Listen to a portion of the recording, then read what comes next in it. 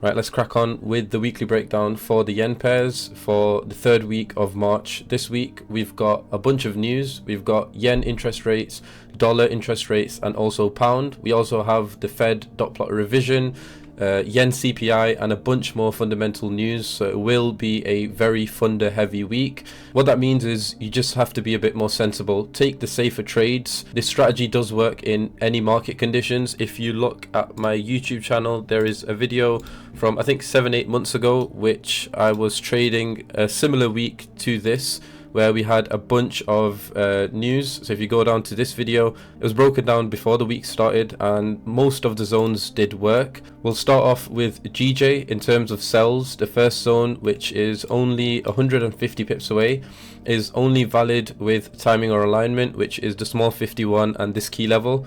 If we don't get timing or alignment, I'd want a breach to increase the appeal of the big 61 and also this key level, and also the 200 SMA, which is creeping out of the zone now. But if it's 5-10 pips beforehand, especially with a breach of this zone, then I will probably take this trade on the SMA. If this zone does deliver the move, especially a considerable one, and we start pushing higher, I'll only be interested in the break retest with timing or alignment. If not, I'd want a breach to increase the appeal of the 4-hour key level. Past the 4-hour key level, we do have a very weak break retest, which can be a potential trade if this zone and this one is breached, because in order to take this trade, you either have a breach of this zone, or if this delivers and then you have a considerable pullback, price will need to push from somewhere down here, and to get to this break retest is over 250 pips, and you would have breached 2 technical levels. So instead of waiting for this high, it might make the move from this zone. It is a weak technical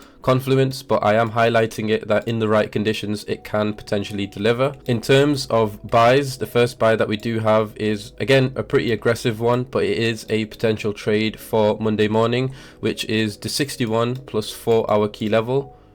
So 61 of this move down, 38's delivered, 50's delivered in the right conditions with a strong push down. Only on Monday it's a potential trade, because you'll probably have a tech driven market, and the take profit is based on the 23 fib of the move down. The only way I would consider this without timing or alignment is if we have a clean push into the zone with no pullbacks at all. If we do get pullbacks, especially considerable ones, then I'll only be interested in this with timing or alignment. If not, I'd want a breach to increase the appeal of this lows, because if we've breached this area, price would have had to push over 300 pips, and the odds of profit taking in this area are pretty significant, and it's likely to deliver the move. I'm not the biggest fan of these 2 wicks, because you either take the top of the wick, cover the bottom one, but the last thing you'd want is for price to make the move from in between these zones and give the reversal. So how I would play it is, if this zone delivers, I am pretty much going to disregard this, where I'd want a breach to increase the appeal of the lows, unless we get timing or alignment. So if we align, I would be more inclined to take the bottom of the zone. If you look at the yen chart, I do break it down that for this zone it would probably be a split. So if there is timing or alignment, the reason why I wouldn't do something like this is because where you're going to put your stop loss. If you put it just in between and it tags you out but it doesn't tag this entry, then you'd be pretty pissed. So the best way to play it is as a split trade, but for me, I'm only going to be interested on this zone, and then past that all the zones do remain the exact same. Now let's have a look at UJ. We'll first go over the buys because they are pretty simple. You've got this key level, and then you've also got this break retest. So if price does start pushing down, if we see a clean push into this key level, it's possible without timing or alignment, but that's only if you see a strong push. If there is a pullback at the lows, then it will be less appealing, because even without timing or alignment, a strong 250 pip move into this key level, there'll be a good chance of profit taking. And worst case scenario, if this zone doesn't deliver the move,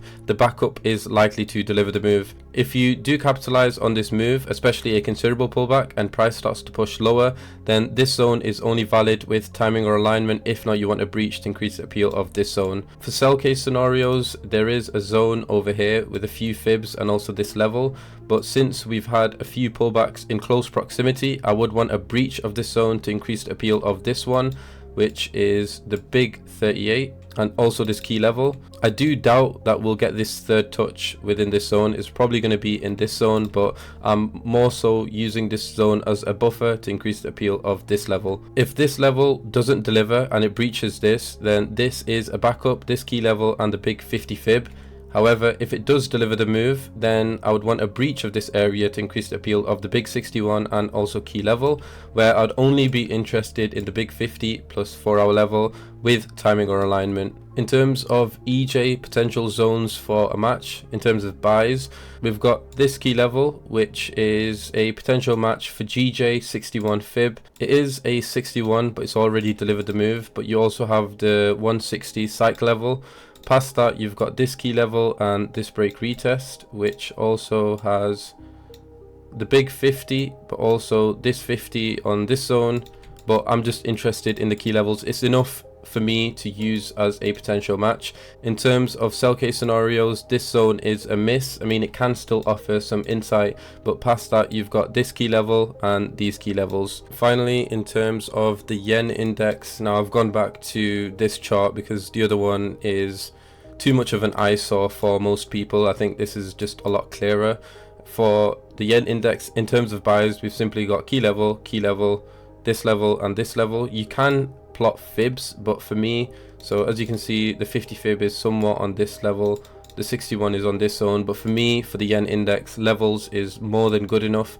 In terms of sell case scenario, you could potentially look at this zone as well, but I'd want a breach to take this key level and also these highs.